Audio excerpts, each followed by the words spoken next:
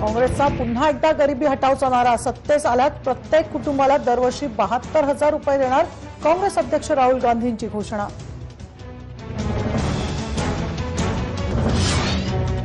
रणजितसिंह नाईक निंबाळकर यांचा मुख्यमंत्र्यांच्या उपस्थितीत भारतीय जनता पक्षामध्ये प्रवेश काँग्रेसचा आणखी एक मोठा नेता भाजपच्या गळाला।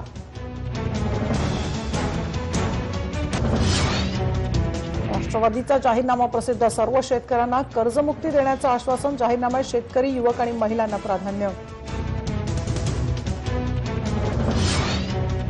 भंडारा गोंदियामध्ये भाजपला धक्का माजी खासदार डॉक्टर खुशाल बोपचेंनी अपक्ष म्हणून भरला उमेदवारी अर्ज।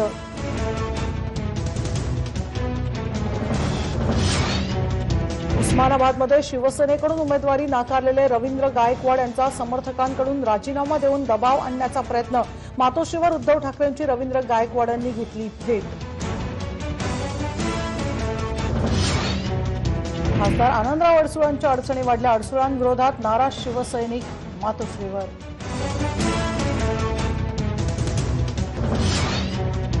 पालघरमध्ये शिवसेनेनं श्रीनिवास वानगांना डावललं भाजपा खासदार राजेंद्र गावित शिवसेनेत करणार प्रवेश।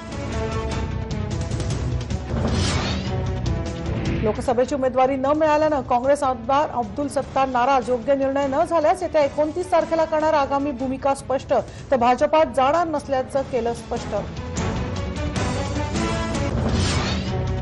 मुंबईच्या उत्तर पश्चिम मतदारसंघासाठी संजय निरुपमांचं नाव निश्चित तर उर्मिला मातोंडकर उत्तर मुंबईमधून काँग्रेसतर्फे लढणार मात्र काँग्रेसकडून अद्याप अधिकृत घोषणा नाही। लातूरमध्ये अवकाळी पावसाची हजेरी आंबा पिकांचं मोठ्या प्रमाणात नुकसान होण्याची शक्यता।